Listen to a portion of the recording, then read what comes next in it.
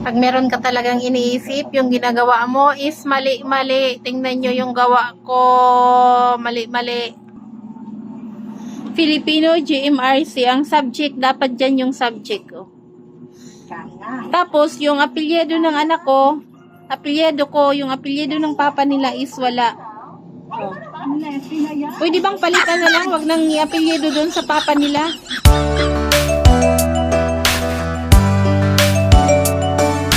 Hello, good evening. Nagutom ang person, so wala tayong ulam, wala tayong stock. Ito lang ang ating ulam, is sardine. Ayan ang ulam natin, guys. Kamatis, sardines with kamatis.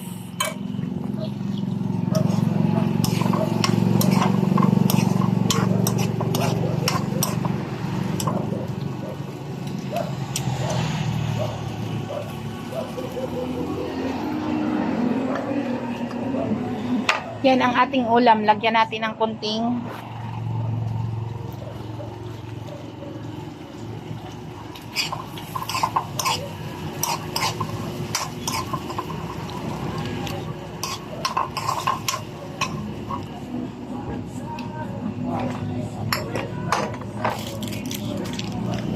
guys, luto na yung ating ulam.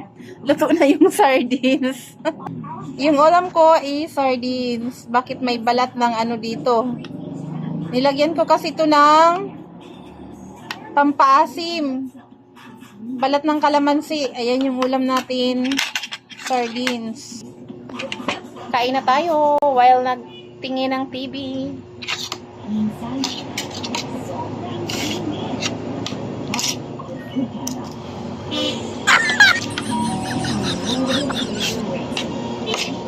Masarap.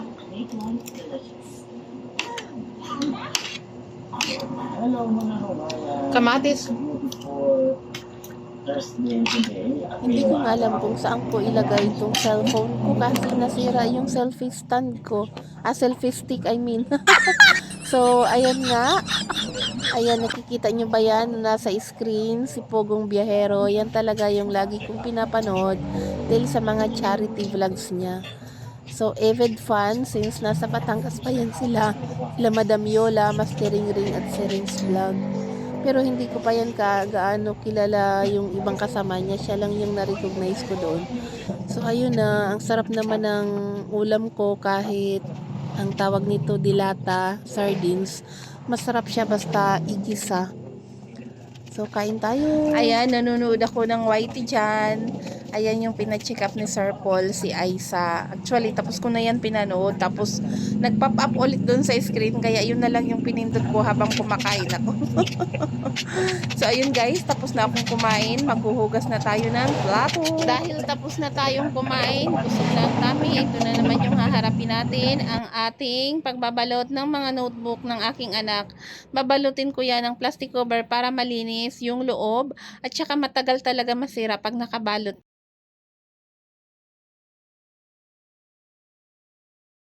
May iniisip ka, mali-mali yung gawa. Huli ko nang nabasa nung nalagyan ko na ng plastic cover. Pero, tapos, ang surprise natin guys. Pero ang ganda ng flowers ko. Annalyn, ha? Okay. Annalyn. Yan yung pinapanood ko lagi, si Pogong Biyahero. Anong problema ni Annalyn pag napasok? Wala balon. Ha? Walang baon at saka Si Pogong Biyahero. walang gap. Yan yung pinapanood ko lagi. Kasi, yan sila ni Krishna. Yung nabili nating bulak, guys, nabili ko kanina na flowers, na plants. So, ayun na guys. Tuloy tayo sa ating kwentuhan habang ako Lipat ay natin ng nagbabalot panmalaki. dito sa mga notebook ng aking anak. So, ayun na guys. Nalagyan ko nga yan ng apelyido ko at ang apelyido ng papa nila ay wala. Kung pwede lang sanang wag na lang ilagay dyan. Pero hindi ko na talaga inulit yung sa labas. Sa labas kasi may lagayan yun. Section, a teacher, tapos subject, Tapos, year, may mga nakalagay dyan sa labas, naka-indicate. So, hindi ko na, yung iba dyan, nabalot ko na kasi, hindi ko na pwedeng ulitin dahil masisira siya. So, hayaan na lang natin yung apelyado ko.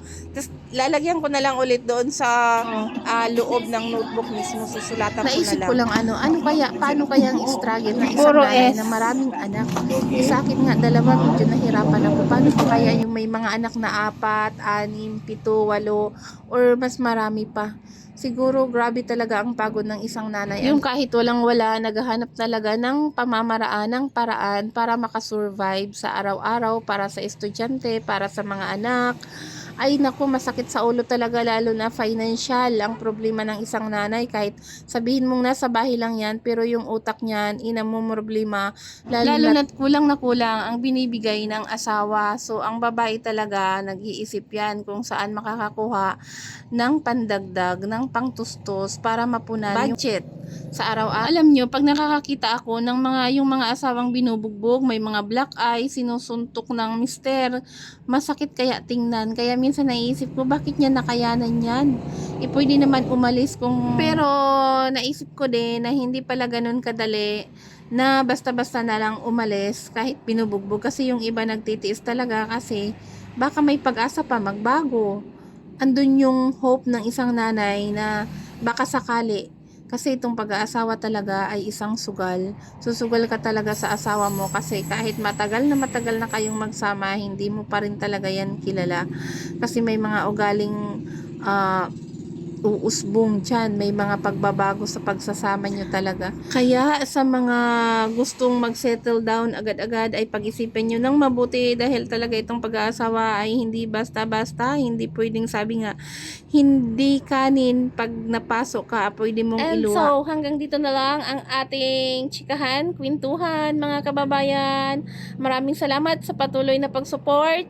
Sa mga hindi pa nakasubscribe sa aking channel, maliit na channel, please naman po, baka sakaling dumaan itong video na to sa inyong mga wall, pakipanood naman po. Maraming salamat sa mga susupport pa po sa aking maliit na channel. Hanggang sa muli, maraming salamat at ako'y magpaplansya pa ng damit ng aking anak. Single parents, single mother na patuloy na lumalaban sa hamon ng buhay. Maraming salamat. Bye!